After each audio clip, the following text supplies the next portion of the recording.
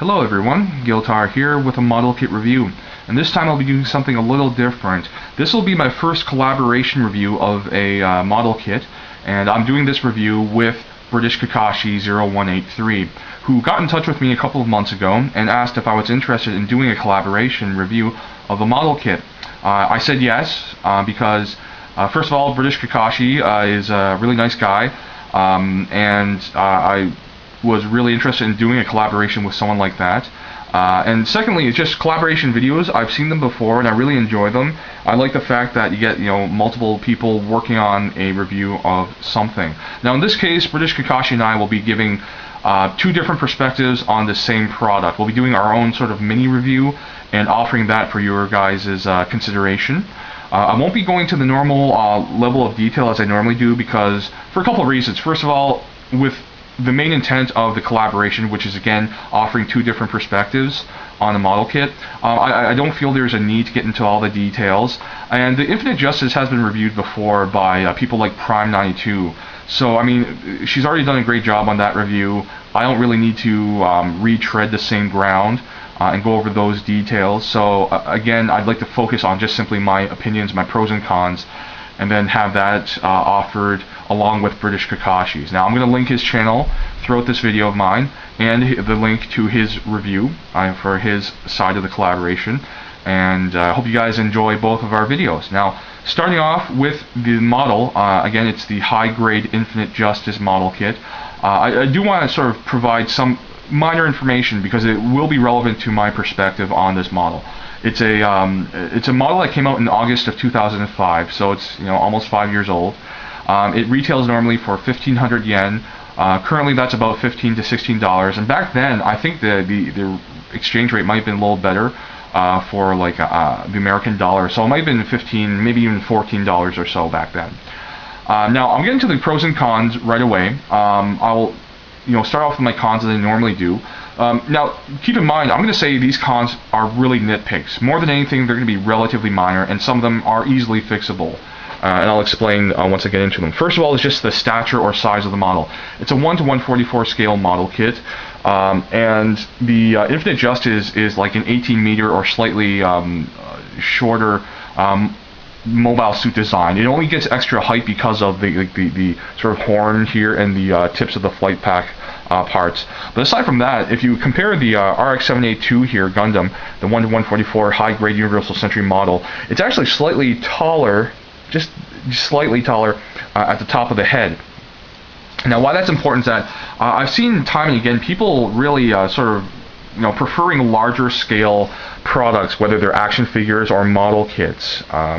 Honestly, I see this in Transformers collecting as well. A lot of people really just don't like smaller things. They want something big in their collection. So that is one con I have to mention here, because even though it's a high-grade model kit, if not for these little extra parts, it would be on the slightly shorter side of the 1:144 scale high-grade models.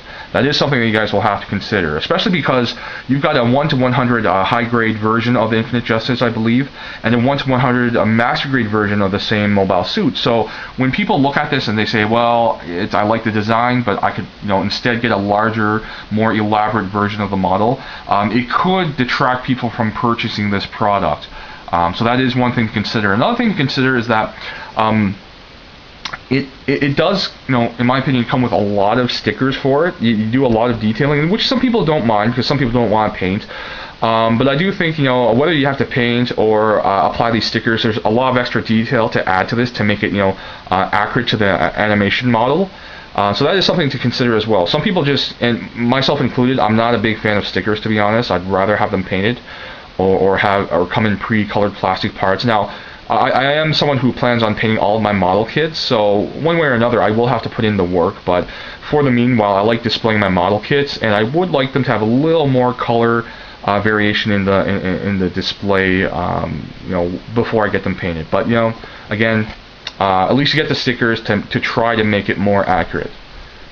And those are really my only cons. And again, they're relatively minor. They're easily resolved. I mean, we're dealing with model kits, and to be honest, in my opinion, at some point, most people should be getting into detailing them, at the very least. If you don't want to paint them, I understand, but I mean, these are model kits.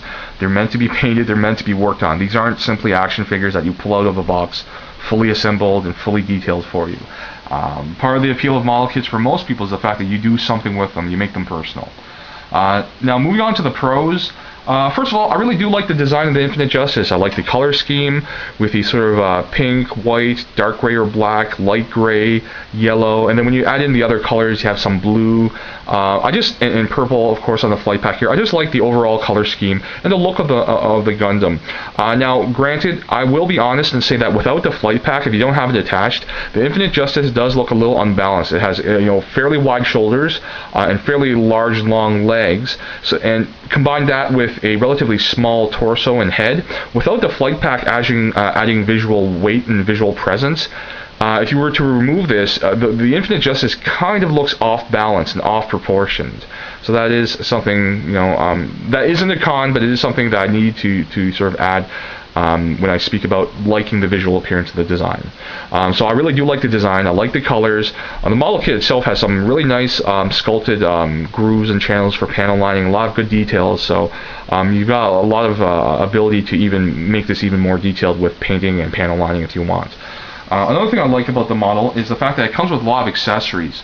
You've got 2 beam sabers, a beam rifle, a shield that doubles as a weapon as well, a flight pack that has articulation and some weaponry, and not only that, you get a lot of clear beam effect or energy effect parts. Of course, you got the 2 beam saber blades.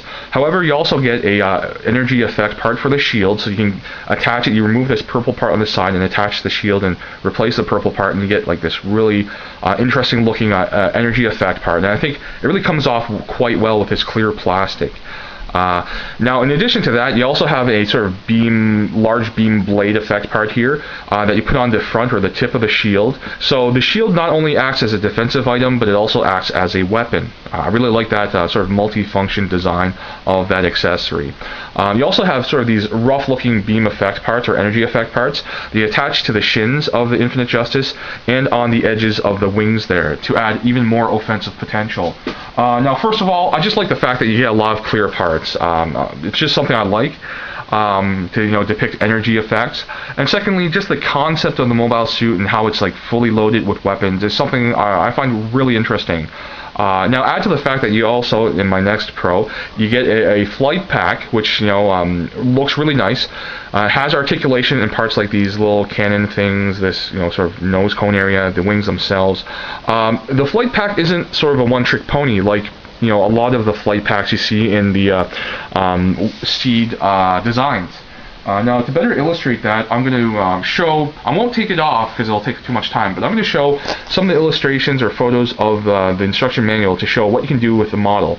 First of all, you can lift the flight pack into a horizontal aligned position and just sort of make it go on the back of the Infinite Justice like a standard flight pack. Another thing you can do is you can remove the flight pack and have the Infinite Justice stand on top of it like sort of a flying surfboard or something. It's a really interesting look there. And finally, you can also use it as a sort of hang glider here, which I really like, and use that in conjunction with this display stand that comes with the model kit. So I really do like the flight pack. I mean, normally flight packs or other sort of like backpack accessories for me are okay. I don't hate them, but I don't love them. They're an added bonus. But with the Infinite Justice's flight pack, with all of its sort of value-added bonuses in terms of its display and play potential, I really appreciate that, and I think it's nice. One thing I do want to point out is that the V-fin gets in the way when you align the flight pack horizontally. So I've seen the instruction manual. You actually have to remove the head to get it out of the way, raise or lower the flight pack or raise the flight pack, and then reattach the head so that you can actually get these 2 cannon parts to work around the V-fin. So overall, I have a lot of good things to say about the model kit. Very few and minor negative points, and again, they're easily solved. For example, if you're dealing with a high-grade kit, you know what you're getting into. The scale problem, the size problem, isn't really even a problem at all. You know what you're getting into when you get into these model kits. You know you're getting about a 5-inch tall model kit, so that shouldn't come down as a surprise. and the whole sticker detailing thing, again, it's part and parcel with model kits. But to be honest, a lot of people who get into Gunpla, they get into it because it's easier than a standard scale model. I guess they want to avoid some of the work and just get a finished product of some sort. But to be honest, you might as well go for the action figures like the Mobile Suit in Action or the Robot Tamashi or Damashi line, things like that, because you get a really gorgeous looking product and you don't have to do any work, though you are paying a little more money. So overall, yeah, I mean, I really like this model kit. I do recommend it. Keep in mind it's from 2005, so it's not going to have the greatest articulation, but it has many points of articulation that you need. It has great detailing and sculpting. So basically, and also it has a lot of great accessories. So basically, if you like the design, consider getting it. In addition to your 1-to-100 high grade or 1-to-100 master grade, it's a nice addition if you really like the Infinite Justice design. So thank you for watching. I hope you guys enjoyed this sort of my side of the review. Again, check out British Kakashi's video and his channel there. Thanks for watching, and I'll see you guys next time.